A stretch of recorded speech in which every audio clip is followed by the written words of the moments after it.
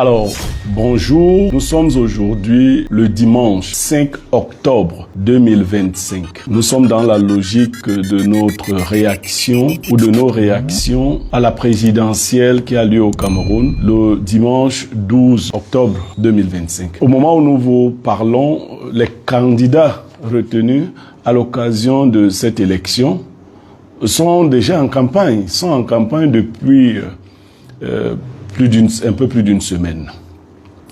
Et donc, nous avons choisi une thématique qui nous permet d'élucider une certaine suspicion qui pèse sur l'opposition en ce moment. Et nous avons intitulé le direct de ce jour présidentiel 2025, soupçon d'infiltration dans l'opposition. Nous n'avons pas dit soupçon d'infiltration de l'opposition, mais dans l'opposition. Vous comprendrez dans la suite de nos débats, de nos échanges, de notre analyse, pourquoi nous avons formulé ainsi nos thématiques. Alors, nous allons la structurer en quelques points saillants. Le premier point, c'est la fabrication d'une opposition de convenance. Je l'ai souvent dit, pour ceux qui me suivent depuis un certain temps, je l'ai dit clairement, il y a eu, après l'élection présidentielle de 92, une nouvelle configuration de la classe politique camerounaise. Donc le premier point, c'est la fabrication d'une opposition de convenance. Le deuxième point, c'est l'instrumentalisation communautariste du peuple. L'instrumentalisation communautariste du peuple. Le troisième point, c'est l'aggravation de la corruption comme instrument de muselage des velléités de contestation. Aggravation ou accentuation de la corruption comme instrument de muselage des velléités de contestation. Le quatrième, c'est la création continue d'une fausse élite politique. La création continue d'une fausse élite politique comme instrument de ruse politicienne. Le cinquième point, c'est la réduction au silence des aspirations politiques, que nous pourrions qualifier d'authentiques. Le septième point, comment comprendre les cas en présence dans la présidentielle en cours? Nous serons donc vers l'achèvement de notre analyse. Et là-dedans, nous allons étudier 3 cas précis. Les nouveaux produits politiques en course, les anciens produits politiques en course et la volonté de rupture. Notre conclusion portera sur la citoyenneté et la conscience politique. Merci de nous accorder ce moment. Nous avons une obligation de formation pédagogique. Il faut dire que l'État au Cameroun est né sous un prisme particulier. Est-ce qu'il faudrait rappeler ici pour la jeune génération que le Cameroun, à côté de certains autres pays africains, s'est illustré comme une grande nation, un grand peuple au moment des indépendances. On va même jusqu'à dire que, mis à part la Namibie, aucun autre peuple ne s'est montré aussi farouche que le Cameroun dans la défense de l'intégrité de son territoire. Donc, pourquoi je fais ce bref rappel historique? C'est pour nous amener à comprendre les dispositions particulières que le colon a dû prendre dans le cas du Cameroun. Vous savez, il faut faire attention lorsque vous avez un enfant dont l'intelligence est manifeste et que vous exposez. Les méchants, entre guillemets, peuvent prendre des dispositions pour hypothéquer sa vie, pour hypothéquer son avenir. ce parallèle que nous faisons permet de comprendre ce qui est arrivé au peuple camerounais. Avant les indépendances, pendant la colonisation, le peuple camerounais a montré une unité et une conscience politique remarquable. Ce qui a poussé notamment la métropole française à réfléchir sur les moyens de diviser, de casser cette dynamique. Et vous verrez que tout au long de l'histoire politique du Cameroun, c'est la technique qui a été utilisée. Mais pour ne pas nous faire très long sur ces considérations préalables, je voudrais que nous revenions aux années de retour à la démocratie, comme on a appelé, avec ce qui a été baptisé le vent de l'Est, le vent de l'Est. Il faut dire que le président actuel du Cameroun, M. Paul Biya, est un conservateur du plus haut point. Il ne s'est jamais, mais alors jamais, préparé à une idée d'ouverture démocratique pluraliste. Mais très futé, très malin, lorsqu'il a été poussé à accepter la démocratie, il a d'abord laissé faire. C'est-à-dire que la première attitude a consisté, pour lui, à se mettre à dos des turiféraires du régime RDPC. Vous vous rappelez encore la marche qui avait été organisée par des gens comme Emma Basile pour dire non à la démocratie précipitée. Quelque temps seulement après, ils étaient étonnés de l'annonce faite par le chef de l'État, Paul Biya, qu'il fallait que le RDPC se prépare à la compétition démocratique.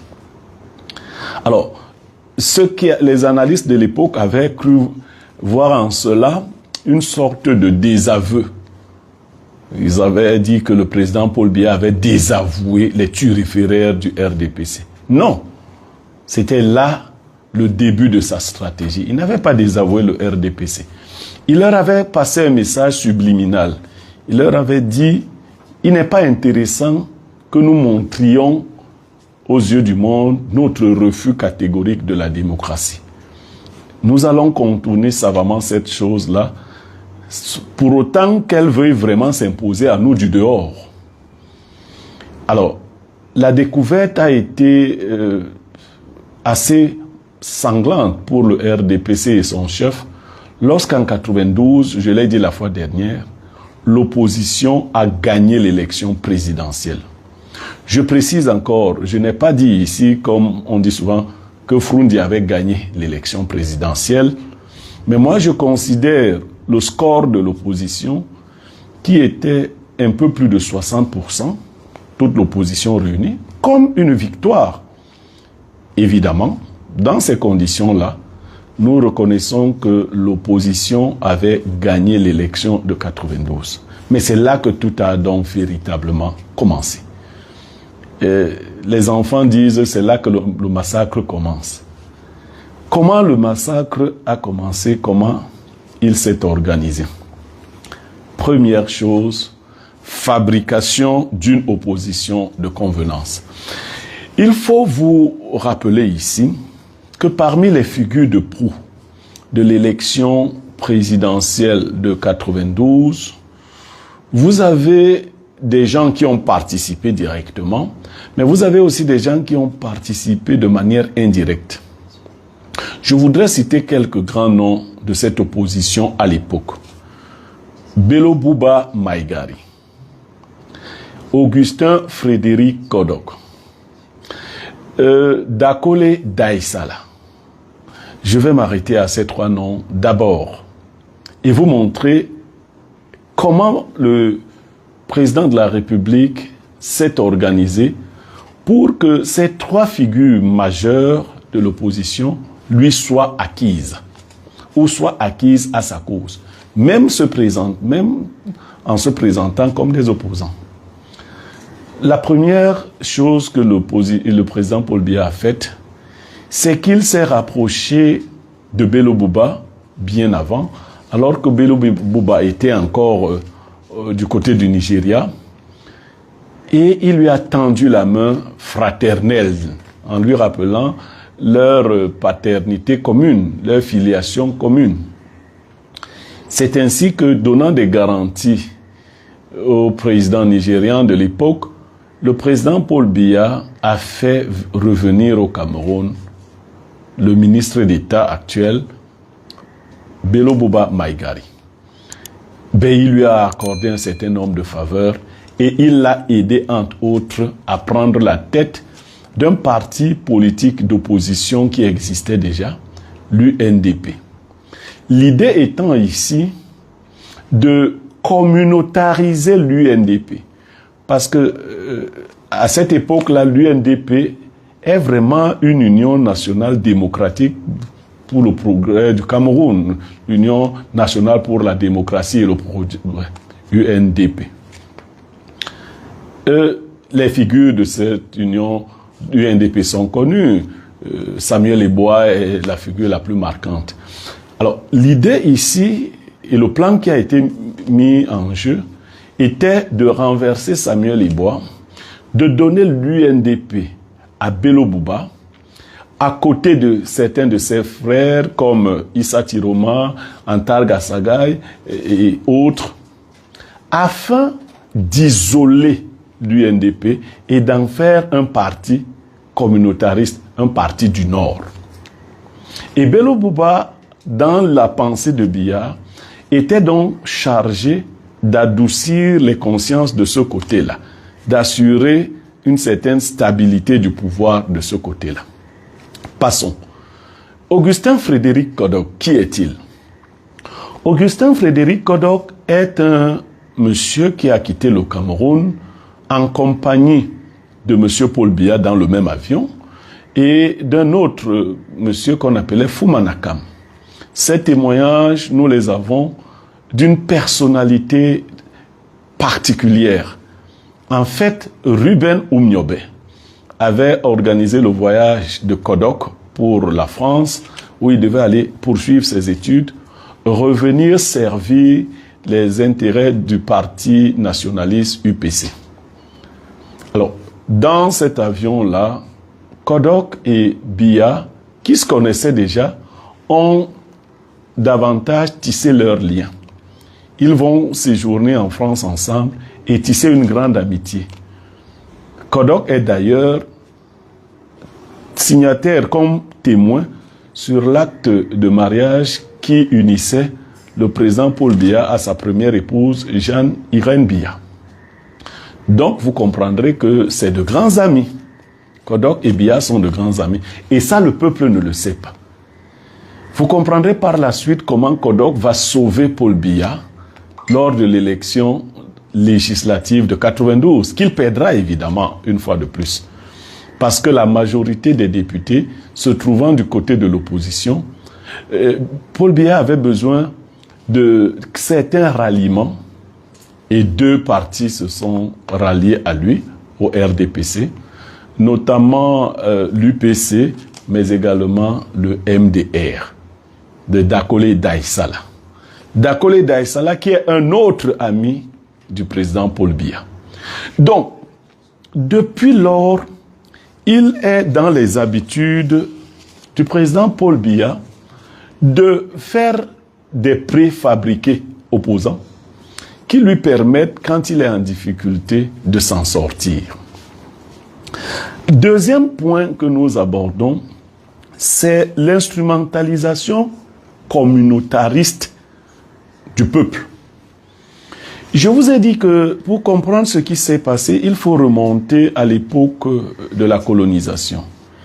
Le peuple camerounais a montré une unité de pensée qui a déstabilisé le colon.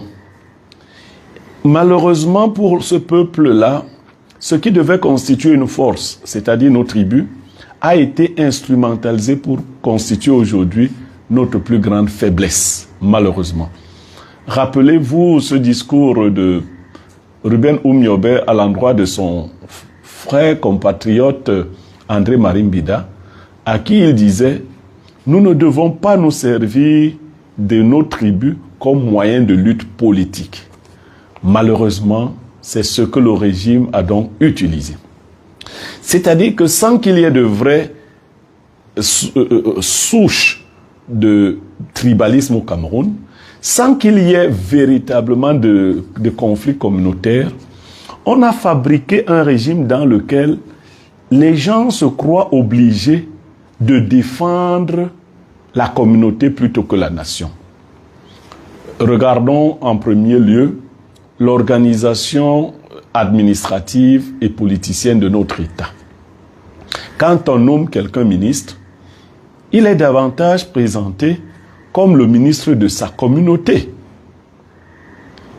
On le célèbre chez lui et accessoirement dans sa belle famille.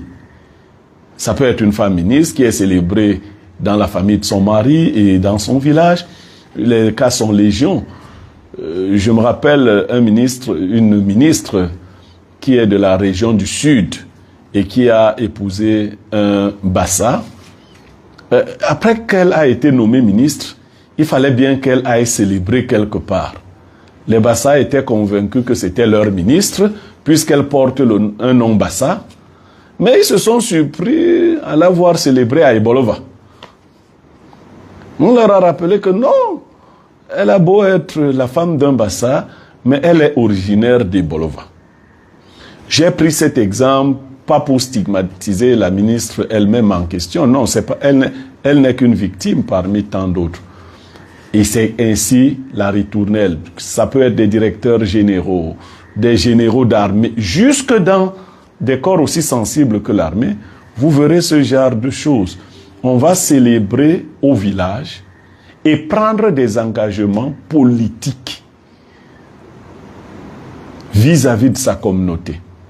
Et vous verrez que les ministres qui ont semblé durer le plus auprès du président Paul Biya, c'est pas ceux qui ont fait du bien à leur communauté, forcément, mais c'est ceux qui ont pu assurer à Paul Biya la victoire dans les zones dont ces ministres et directeurs généraux étaient ressortissants. Vous comprendrez rapidement ce qui se fait en ce moment, où tous les directeurs généraux, toute l'élite administrative, tous les ministres battent en retraite dans leur village. Lorsqu'on les nomme comme, c'est pas représentant permanent du RDPC ici et autres, c'est chacun qui est nommé dans son village. Donc ça, c'est ce qu'on a appelé l'instrumentalisation communautariste du peuple. Du coup, le peuple camerounais regarde les nominations à ces postes-là comme étant des récompenses politiques. D'ailleurs, un ministre nous disait qu'on n'engueule pas celui qui partage la viande à la réunion familiale. Sinon, il vous donne l'os. C'est comme ça qu'il avait dit. Ou même il ne vous donne rien. Donc, il y a eu cette instrumentalisation communautariste sur laquelle nous reviendrons. Mais le troisième point qui est très intéressant, c'est l'accentuation de la corruption comme moyen, comme instrument de muselage des velléités de contestation. L'autre technique que le régime RDPC et son chef utilisent depuis 1990, notamment après l'élection de 92, c'est de laisser les gens voler. Les gens volent à ciel ouvert et ils volent beaucoup. On les laisse voler parce qu'on sait que plus tard, lorsqu'ils voudront se constituer en contestataires du régime, on va leur brandir leur dossier noir, leur dossier sale. Mais on va plus loin. On favorise les mauvaises pratiques économiques. Le Cameroun est champion dans le système qui consiste à ne pas livrer les marchés publics. Vous gagnez des marchés publics, vous ne livrez pas, mais vous êtes payé. Sauf que cela laisse des traces. Une fois que vous vous êtes senti, parce qu'en général, les hommes politiques, les élites politiques se créent à la suite d'une certaine émergence économique. Parce qu'il faut que vous compreniez le lien. C'est lorsqu'économiquement on se sent assez stable qu'on veut se constituer comme élite politique. Alors, le piège du régime actuel ici consiste donc à s'assurer qu'au moment de la construction de votre tissu économique, vous avez laissé beaucoup de saleté sur votre chemin. Et ce sont ces salissures qui vous seront donc reprojetées ou projetées à leur figure le moment venu, lorsque vous aurez l'éveil de conscience politique. Donc c'est voulu, c'est entretenu. Et pour ceux qui sont du système et qui pourraient un jour se sentir suffisamment étoffés pour ambitionner de devenir des concurrents, on les laisse également gérer des dossiers qui ne sont pas clairs pour que le moment venu, on brandisse ces dossiers-là. Le quatrième point, c'est la création continue d'une fausse élite politique. Alors, qu'est-ce que ça signifie? Ce que ça signifie, c'est que Paul Biya ne pouvait pas se contenter de ses vieux amis. Lui, il vit très longtemps. Les Kodok et autres sont morts. Il fallait bien renouveler la classe politique. Comment a-t-il procédé? La technique a consisté à repérer des jeunes gens qui avaient une certaine facilité d'expression, qui avaient déjà acquis une certaine notoriété, et de leur injecter une idée dans la tête, celle de jouer le rôle de politicien de convenance. Le premier point que nous avons évoqué. Du coup, au Cameroun, on a des infiltrés qui sont des élites politiques fabriquées par le régime et qui apparaissent aux yeux du peuple comme étant des opposants et qui entraînent une grande partie du peuple. Vous les reconnaîtrez à leurs attitudes. Je suis particulièrement accusé de ne pas soutenir la jeune élite politique camerounaise. Je vais rapidement répondre sur ces points-là. Actuellement dans notre pays, et je le dis de manière péremptoire, il n'y a aucun candidat jeune à l'élection présidentielle sérieux. Je dis bien aucun candidat jeune à l'élection présidentielle de 2025 n'est sérieux.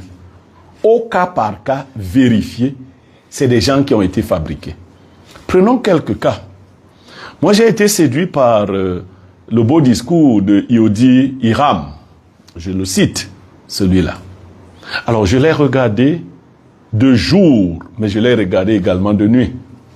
Et je me suis demandé, d'où vient-il? Où était-il? Est-ce que vous pensez, vous ce peuple, de manière sérieuse, que quelqu'un qui veut être candidat à l'élection présidentielle d'un pays comme le Cameroun, peut jaillir de nulle part à 3 mois d'une élection présidentielle? Non, ne me le dites pas. Moi, Niemek, je suis 10 fois plus populaire que Hiram. Je le suis.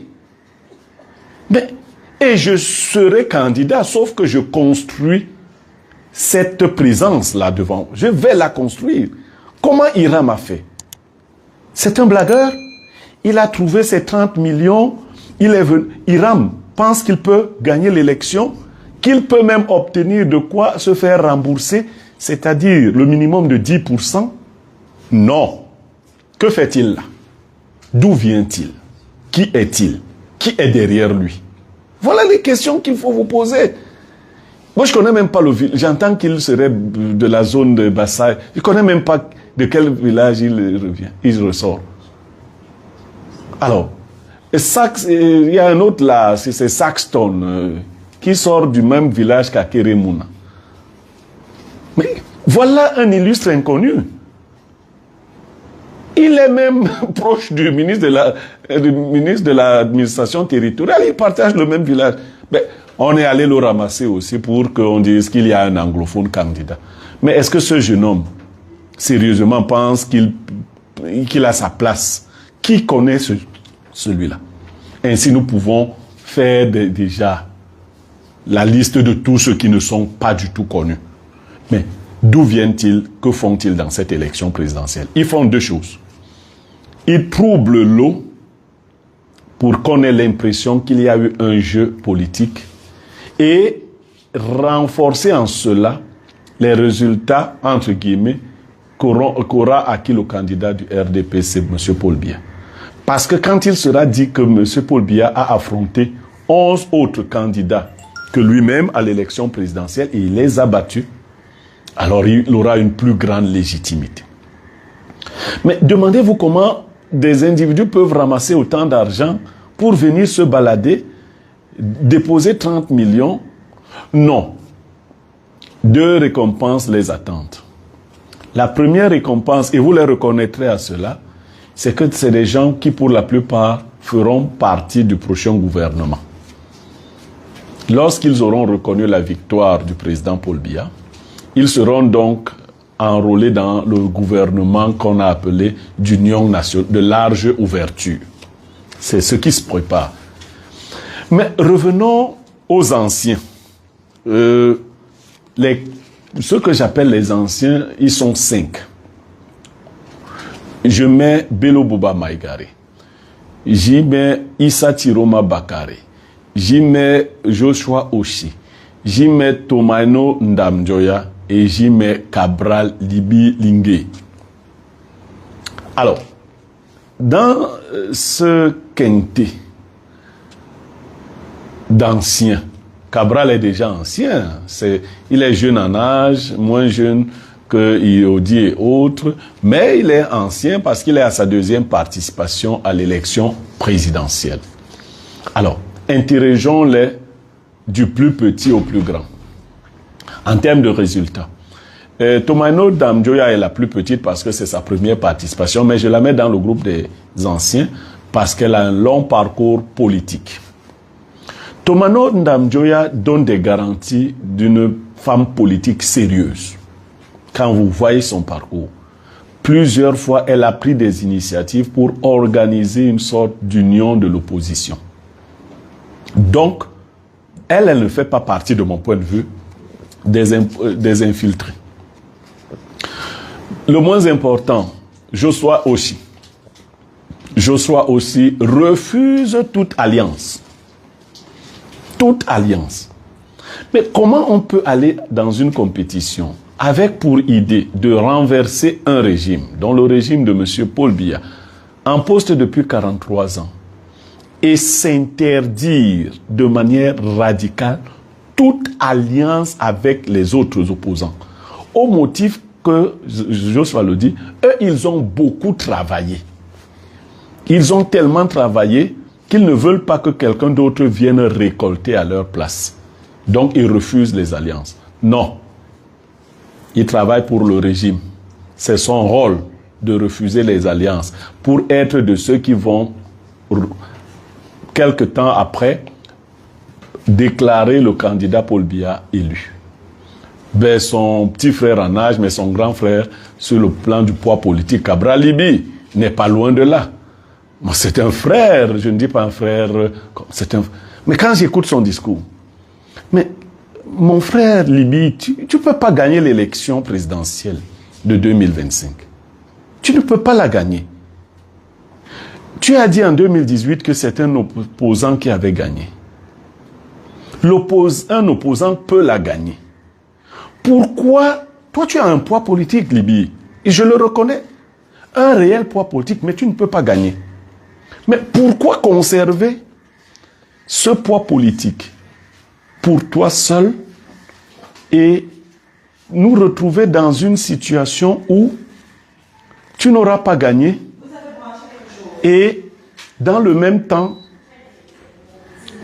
tu n'auras pas gagné l'élection, mais tu auras contribué à faire perdre l'opposition. Comment le comprendre?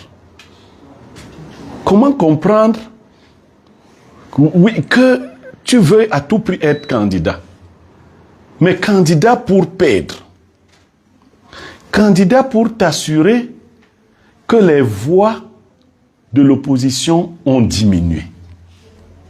C'est merveilleux quand même. Si moi j'avais la conviction que Cabral Libi pouvait gagner cette élection présidentielle, je dirais, mettons-nous tous derrière Cabral. Mais non seulement Cabral ne peut pas la gagner, mais encore, s'il venait à être désigné comme candidat consensuel, Cabral n'aurait pas suffisamment d'étoffe pour revendiquer sa victoire. Malheureusement. Il nous reste donc 2 candidats. Et je vais les classer de cette façon. Je vais parler d'abord de Bello Bouba Maïgari. Bello Bouba Maïgari est un grand poids politique, mais il n'est pas sérieux non plus dans cette élection. Et je vais en donner la preuve. Bello Bouba a eu la démission la plus controversée. Jusqu'à présent, la lettre de démission de Bello Bouba n'a pas circulé. On nous a dit qu'il avait démissionné, d'autres disaient qu'il n'avait pas démissionné. On était un peu dans une sorte de labyrinthe, un flou artistique, un clair-obscur. Ensuite, rappelez-vous que c'est poussé par les militants de son parti, lors du dernier congrès, de la grande réunion, que Bello Bouba a décidé enfin de se séparer de la plateforme qui l'unissait au RDPC. Des informations venues de l'intérieur font état de ce que c'est la base militante qui a imposé cette attitude à Bello Bouba. Très ami à Paul Biya, on se dit qu'il est très mal à l'aise. Il a été très mal à l'aise dans cette posture. Donc, nous avons de bonnes raisons de penser qu'il est un agent infiltré. Et le dernier, Issa Tiroma Bakari. Alors, on me dira, et lui, il n'est pas infiltré. Ce que je pense de Issa Tiroma, c'est que c'est un homme entier. Quand il faut faire le mal, il le fait totalement. Quand il décide aussi de faire le bien, il le fait totalement. C'est-à-dire, c'est l'homme des extrêmes. Personne ne peut s'engager pour le mal ou pour le bien autant que Issa Tiroma. C'est pour cela que personnellement, j'ai le sentiment que Issa Tiroma s'est trouvé mal à l'aise avec ses amis d'hier, vraiment mal à l'aise, et il s'est révolté. Il s'est révolté tout en se disant que le moment de Paul Biya est fini, que l'époque de Paul Biya est finie, cette occasion.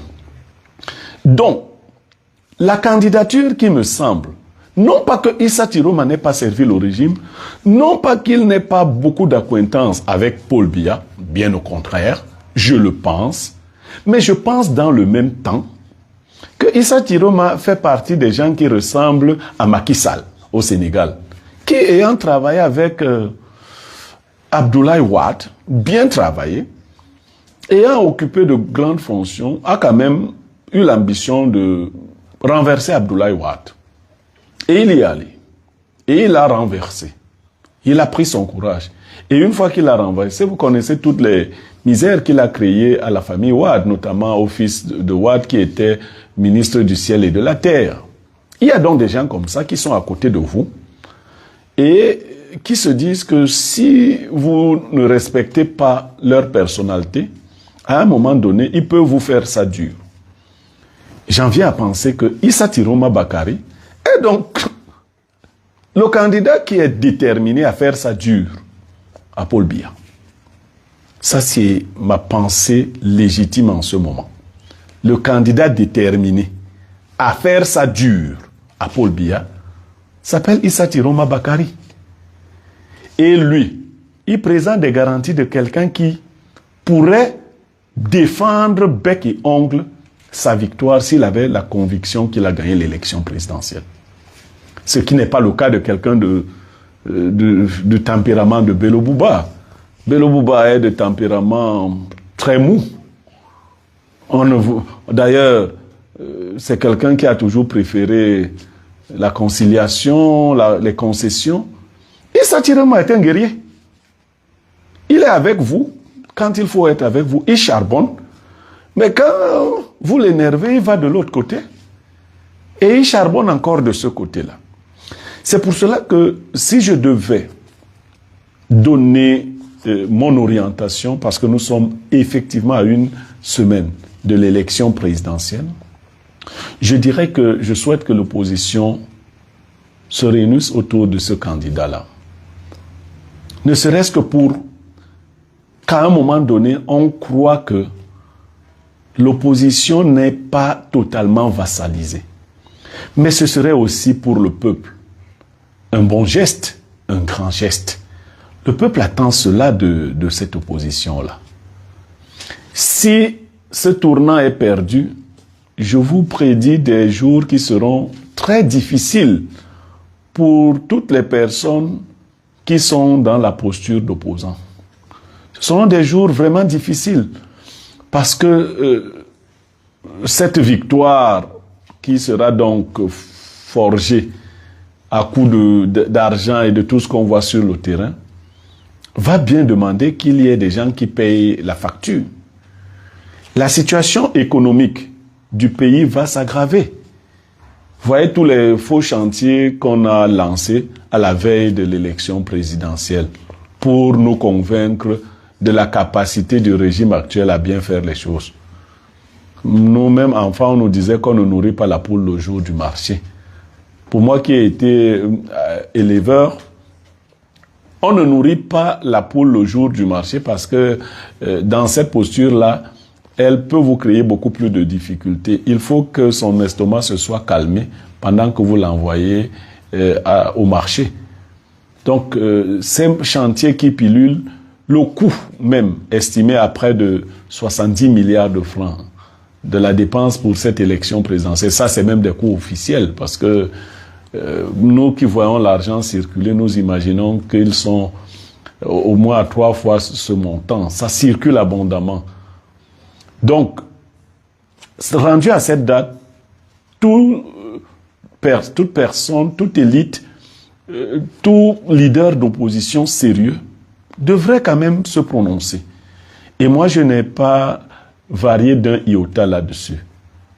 Je ne pense pas que le candidat Paul Biya ait encore quelque chose à démontrer pour l'élection qui arrive et encore moins pour la gestion de l'État. Est incapable de battre... Bon, il est incapable depuis longtemps de battre campagne. Depuis au moins 2011, il ne bat plus véritablement campagne. Mais sa présence aussi est devenue un objet de satisfaction chaque fois qu'il apparaît. Donc, je pense que le Cameroun n'a pas besoin d'être géré de cette façon-là. Sérieusement, je pense que le Cameroun a besoin d'un homme qui s'engage. Et au président Tiroma, si vous veniez à être élu président de la République du Cameroun, je vous souhaite un mandat court. Je vous souhaite un mandat court, pas parce que je souhaite qu'on vous renverse.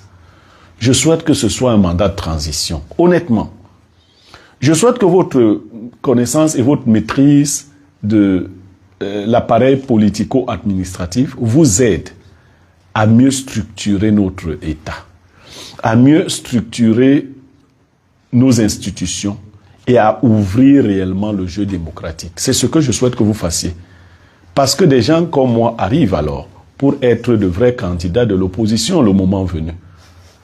Mais vous êtes notre Jean-Baptiste. Vous n'êtes pas le Jésus. Tiroma, vous n'êtes pas le Jésus, vous êtes Jean-Baptiste. Jean-Baptiste, c'est celui qui montre la voie et le Christ vient faire le travail. Il faut avoir en pleine conscience cela. Alors, je voudrais, et c'est lui que j'ai présenté donc comme le candidat qui a la volonté de rupture, vous l'aurez compris. Et je voudrais clore notre direct de ce jour en évoquant la citoyenneté et la conscience politique. J'estime, et ça peut s'observer, qu'au fil des ans, au fil du temps, la conscience politique du peuple camerounais s'est effritée, s'est amenuisée, s'est rétrécie comme peau de chagrin. Les Camerounais ont perdu la volonté de participer aux décisions politiques. C'est vrai que ça a été voulu, mais on a cédé trop facilement. Il y a très peu de personnes aujourd'hui qui parlent politique de cette façon. Vous savez que même moi-même, hein, ce que j'entends dire constamment, n'as-tu pas peur d'être tué, des choses. Ben, on est rentré dans ça. Mais moi, je vais être honnête. Je n'ai pas reçu de menaces dans ce sens-là, on va te tuer. Non, je ne vais pas inventer de menaces que j'aurais reçues, non. Et je crois que je n'en recevrai pas. Je leur fais moins mal que d'autres. Mais je me suis plutôt rendu compte de la facilité avec laquelle ces gens réussissaient à gagner à leur cause des gens qui se présentaient comme des opposants. Des proches à moi ont tous les jours cédé à la facilité de l'argent, à la cupidité. Et finalement, je me suis retrouvé comme tout seul, hein, comme si vous aviez été abandonné par un groupe. Mais comme je ne marchais pas ou je n'ai pas mes positions, mes postures par rapport à quelqu'un, je ne suis pas découragé, je reste droit dans mes bottes, je reste focalisé, je fais le petit travail que je fais. Si d'aventure quelque chose devait se produire en bien ou en mal, ça aurait été le destin. Mais je pense également que ces gens-là, ils doivent se dire qu'il y a des gens qui sont nés probablement avec une étoile qui leur permettrait d'apporter quelque chose de nouveau à ce pays. Parce qu'eux, ils n'ont pas été gentils avec nous. Hein. Ils n'ont pas été corrects avec nous. La peur ne peut pas être notre manière d'exister finalement. Nous devons rompre avec ce genre de réflexe. Oui, j'ai de la famille, moi j'en ai même une très grande. Oui, tout le monde veut voir ses enfants grandir. Mais tous ceux qui sont morts avant moi, c'est pas parce qu'ils avaient émis des idées politiques. Hein. Et tous ceux qui mourront avant que je ne meure, ce ne sera pas du fait des idées politiques. Donc, moi, je pense que je peux conserver mes idées politiques qui sont pas favorables au régime actuel et vivre. Pourquoi? Et puis, qui sont-ils pour déterminer qui doit vivre et qui doit mourir? Donc, je vais répondre à quelques questions qui m'ont été adressées. Pourquoi c'est après 23 ans que Issa Tiroma Bakari se révolte? Très bonne question. Non. Je vous ai dit qu'il y a des gens entiers. Il y a des gens, si vous l'invitez à aller faire le mal, ils se montrent plus engagés que tout le monde. Si vous l'invitez également à construire, il se montre plus engagé que tout le monde. C'est la nature de l'homme. Si vous m'avez suivi, je n'ai pas la même moralité que Issa Tiroma Bakari, non. Moi, je crois qu'il faut rester correct toute sa vie et ne jamais vaciller. Mais je vous dis, la personnalité de Tiroma, c'est laquelle? C'est que s'il est avec vous, il est totalement avec vous. Vous verrez, vous avez des amis comme ça. Vous provoquez la bagarre quelque part, il se mêle de la bagarre, il lutte plus que vous. Alors, moi, je ne suis pas de ce genre. Si tu provoques ta bagarre, je te dis arrête. Si tu continues, tu vas bagarrer seul. Parce que moi, je ne me mêle pas à ce qui n'est pas juste. Mais Issa Tiroma, donc, vous comprendrez. Lui, c'est que si son ami a un problème, même si son ami a tort, il va avec son ami. Donc, c'est des personnes qui sont dans les extrêmes. C'est ça le problème. Ça n'a pas une affaire d'âge. Issa Tiroma peut encore changer demain, mais il va encore changer à l'extrême. L'occasion qui lui est donnée aujourd'hui, c'est d'aller de l'autre côté, à l'extrême. Et je vous avais dit dans le dernier direct que j'ai fait, qu'il ne faut pas avoir peur d'avoir un autre président, même qui a travaillé avec Paul Biya. Parce que je le réitère, aucun Camerounais ne pourra plus jamais faire souffrir les Camerounais autant. Plus jamais.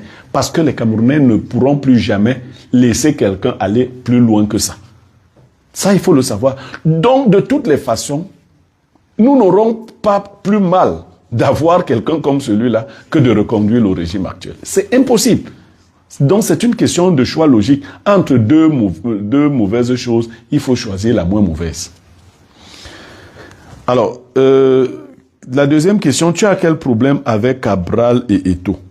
Bon, je vais répondre pour le cas de Cabral parce qu'il est à l'élection présidentielle. Le cas d'Eto'o, c'est une diversion. Il n'est pas candidat. Il n'est même pas camerounais. Donc, les Espagnols ne sont pas des Camerounais. Donc, et selon le code de nationalité, le code électoral, un Espagnol ne peut pas être candidat à l'élection. Donc, vraiment, il ne faut pas me distraire avec ce genre de choses. Mais, parlons de Cabral. Je vous ai dit, Cabral, par exemple, pour l'élection actuelle, je l'ai dit, il sait qu'il ne peut pas gagner. Il sait que la seule façon de gagner, c'est de coaliser. Mais de coaliser avec quelqu'un qui a une base solide et qui a la capacité de faire peur au régime. Cabral ne fait pas peur. Cabral, c'est l'enfant des femmes Ndongo, des Magloire Ondoa et autres qui vont dire petit, il faut laisser. C'est Tabi, Jean Tabi, mon excellent papa, Jean Tabi Manga, recteur, qui a recruté Cabral. Donc, Issa Tirom peut engueuler, peut insulter Femme Ndongo, ainsi de suite. Vous comprenez un peu? C'est ça, en fait. Donc, c'est pas un problème avec Cabral. Mon problème, c'est que Cabral, le sachant, parce que c'est un garçon très intelligent, s'entête quand même à aller seul. Bon, d'où lui vient l'idée qu'il doit aller seul? Que parce il a travaillé quoi? Parce qu'il voyage quelquefois dans les villages au Cameroun. C'est ça, travailler? Et donc, c'est plus important que de sauver le pays. C'est plus important que de sauver le pays parce que Cabral a beaucoup voyagé. Je ne vais pas en dire plus sur lui, je ne connais pas sa base électorale. Nous sommes tous deux d'Union Ekele. On va se voir lors des élections législatives et municipales, lui et moi, dans l'Union Ekele. Là, ce sera une autre paire de manches. Pour le moment, je dis qu'il n'est pas le candidat favori pour battre Paul Biya.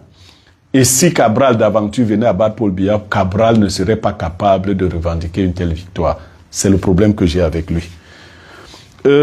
Bonsoir Blériot. Si jamais un parti politique te propose un poste, pour qui accepteriez-vous? Non, un parti politique ne me propose pas. Il n'y a pas de poste dans les partis politiques. Vous voulez dire que est-ce que j'accepterais peut-être d'être candidat sous la bannière d'un parti politique? Oui, bien évidemment.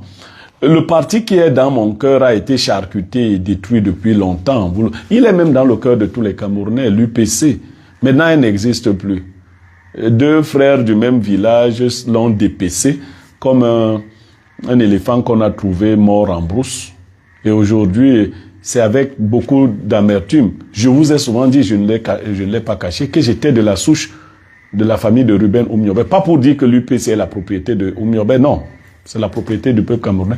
Mais moi, étant de la souche, évidemment, je me sens beaucoup plus mal de voir ce que des faux héritiers ont fait de l'héritage des pères fondateurs de l'UPC.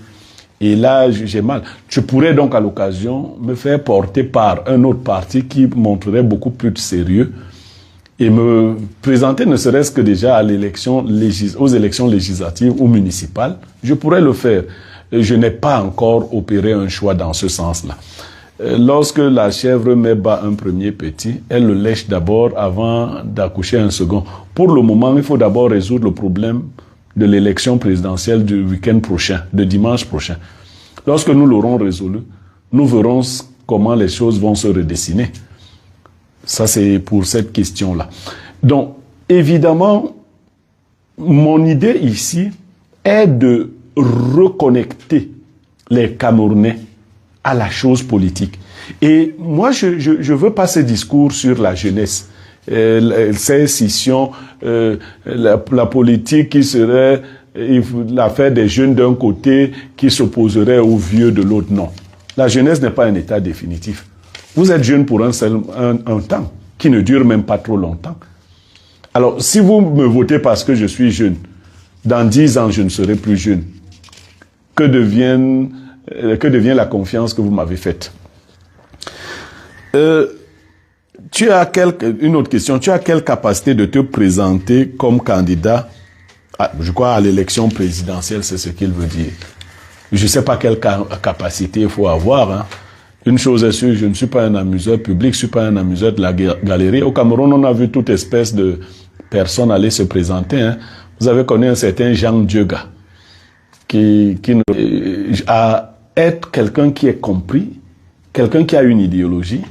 Ça, c'est déjà la base. J'ai un parcours que j'aurai le temps de présenter. Et puis, économiquement, je me bats tous les jours pour constituer ma propre base économique. Je vais déjà vous annoncer que moi, lors de ma candidature, il n'y aura pas de quête pour payer la caution. Non, il n'y aura pas ce genre de choses. Je vais payer moi-même ma caution, c'est-à-dire prendre sur moi le fruit de mon travail. Si je perds, je perds. Je ne vais pas vous inviter à vous cotiser pour que je paye. C'est pas pour lancer un défi à qui que ce soit. J'y travaille. Quand vous tenez à quelque chose, vous travaillez à cela. Donc, je vais payer moi-même. Il n'y aura pas un cabinet noir qui va me donner 30 millions. Et d'ailleurs, je me prépare même à payer plus que 30 millions parce que les connaissants, d'ici 2000, je sais pas, 32 ou avant, ils peuvent dire que c'est désormais 50 millions. Donc, il faut être prêt. Pourquoi les opposants sont toujours chiches dans leur meeting? Moi je crois que c'est une question que j'ai prise aussi comme ça pour amuser la galerie. On ne va pas dans un meeting pour manger, mais ne serait-ce que de l'eau à boire pour éviter des situations d'hypoglycémie, ainsi de suite. Je crois que les opposants doivent avoir une structure. Et moi, lorsque je serai candidat, vous allez évidemment m'accompagner. Maintenant, si j'ai payé la caution, nous allons ensemble réunir les moyens pour la campagne électorale, qui est onéreuse, qui est coûteuse. Parce qu'il faut des véhicules, il faut du carburant, il faut du personnel, il faut voyager, il faut entretenir les masses populaires qui viennent ne serait-ce qu'avec de l'eau. Et pourquoi pas un morceau de quelque chose, mais il ne faut pas le faire pour acheter les gens. Non, il faut.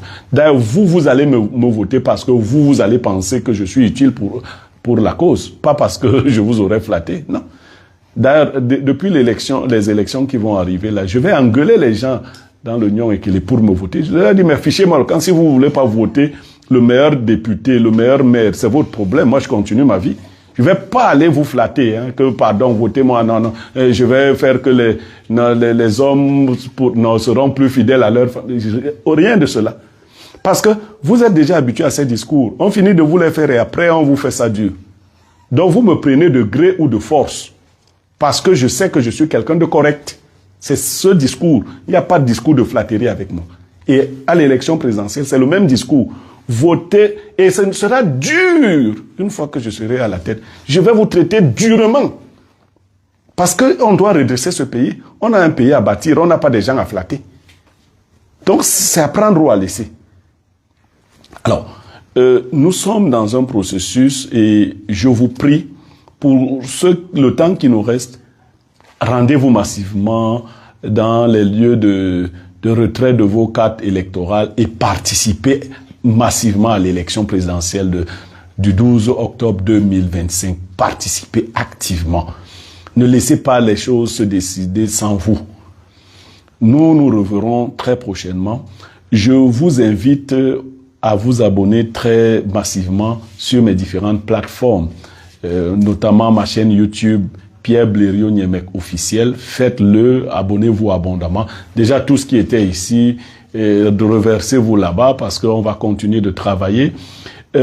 Partagez, likez, activez la cloche de notification tout le temps pour que vous receviez tout ce que je fais. En semaine, j'envoie des sagesses du jour, tous les jours, ce qui n'est pas un petit travail. Mais je vais également mettre sur pied des séminaires de formation, à la fois à la vie de couple, mais également relativement à l'éducation des enfants. Nous comptons, avant notre retour en télévision, parce que nous revenons en télévision, et ce, avec la grâce de Dieu, dans des délais relativement courts. Avant ce retour-là, nous comptons vous entretenir sur ces plateformes de manière continue pour ne pas briser le lien qui nous a si heureusement unis. Je vous remercie d'avoir assisté à ce direct. Il y a eu quelques petits couacs, mais nous avons pu achever dans de très bonnes conditions. Nous nous reverrons très très prochainement et à bientôt, à très bientôt sur mes différentes plateformes. Merci.